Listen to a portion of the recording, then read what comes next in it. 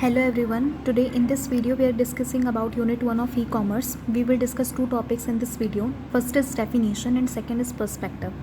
Let's talk about definition of e-commerce. जब हम e-commerce के बारे में सोचते हैं तो हमारे दिमाग में बायर, सेलर, प्रोडक्ट, सर्विसेज और एक ऑनलाइन प्लेटफॉर्म आते हैं.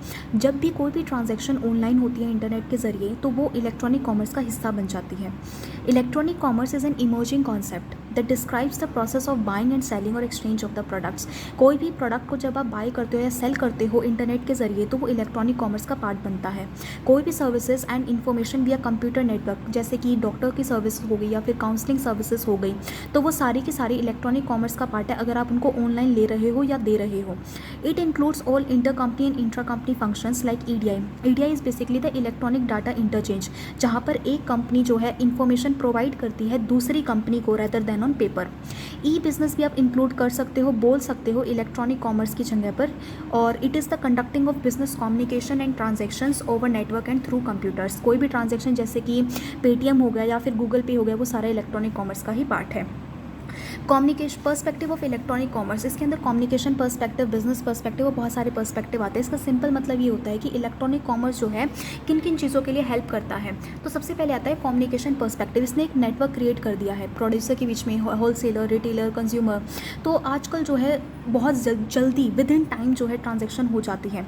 So it is the delivery of the good services, information and payments over computer network. And electronic means business perspective. जब भी बिजनेसमैन अपने प्रोडक्ट को ऑनलाइन बेचता है तो वो बिजनेस पर्सपेक्टिव के अंदर इंक्लूड होता है कि कहीं ना कहीं ई कॉमर्स जो है बिजनेसमैन की, जितने भी बिजनेस ऑर्गेनाइजेशंस की हेल्प करता है प्रोडक्ट्स या सर्विसेज को कस्टमर तक ऑनलाइन पहुंचाने में. तो e commerce is the application of technology towards the automation of the business transaction.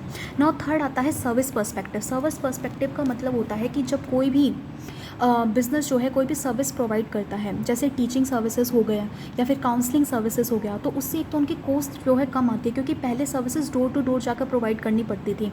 लेकिन अब वो ऑनलाइन प्लेटफॉर्म मिल गया है तो इसलिए कॉस्ट सेव होती है जिससे कि वो अपने गुड्स पे या सर्विसेज की क्वालिटी को इम्प्रूव करने के लिए टाइम दे सकते हैं जिससे कि जो डिलीवरी का सर्विसेज हैं उनको जल्दी पहुँचाने के लिए प्रोडक्ट को तो उसमें भी वो अपनी कॉस्ट का जो पैसा बचा है उसको उसमें यूटिलाइज़ कर सकते हैं जिससे कि जो सर्विसेज के डिलीवरी की हैं वो भी जल्दी से जल्दी हो सके. फोर्थ थिंग जो हमारे पास आती है वो है कम्युनिकेशन ट्रेडिंग पर्सपेक्टिव. इसका सिंपल मतलब यही है कि जब आपको कोई भी प्लेटफॉर्म मिल जाए जहाँ पर कोई भी जो बायर है वो किसी भी प्रोडक्ट को ख़रीद सके या कोई भी सेलर अपनी सर्विसेज प्रोवाइड कर सके online without spending more money और विदाउट स्पेंडिंग मोर टाइम, तो वो कॉमर्शियल और ट्रेडिंग पर्सपेक्टिव के अंदर आता है. फिर आता है learning perspective.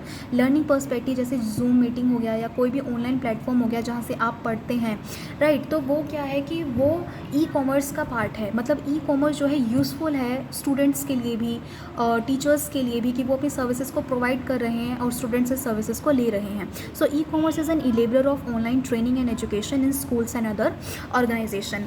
Collaborative perspective. For example कोई भी बिजनेस है और उसके अंदर कोई भी रॉ मटेरियल आ रहा है. फॉर एग्जांपल एक टायर मैन्युफैक्चरिंग कंपनी है तो जो भी इंट्रा कंपनी ट्रांजैक्शंस होती हैं कोई भी रॉ मटेरियल आने की जाने की और कोई भी जो वो टायर जब बन जाता है तो वो किसी एक कार मैन्युफैक्चरिंग कंपनी के पास जाएगा तो वो इंटर कंपनी ट्रांजैक्शंस हो गई. तो जो इनकी कोलैबोरेशंस होती हैं तो वो जितने भी ट्रांजैक्शंस होती हैं वो ऑनलाइन ही होती है. टायर को चुनने तक कितने इंचेस के टायर्स चाहिए, किस क्वालिटी में चाहिए और कितने चाहिए, तो वो सारे के सारे जो हैं आजकल क्या है ऑनलाइन ही हो गए हैं. तो इससे जो है कोलैबोरेशंस में भी इंक्रीमेंट आया है. तो collaborative perspective e commerce is the framework of inter and intra organisational collaboration.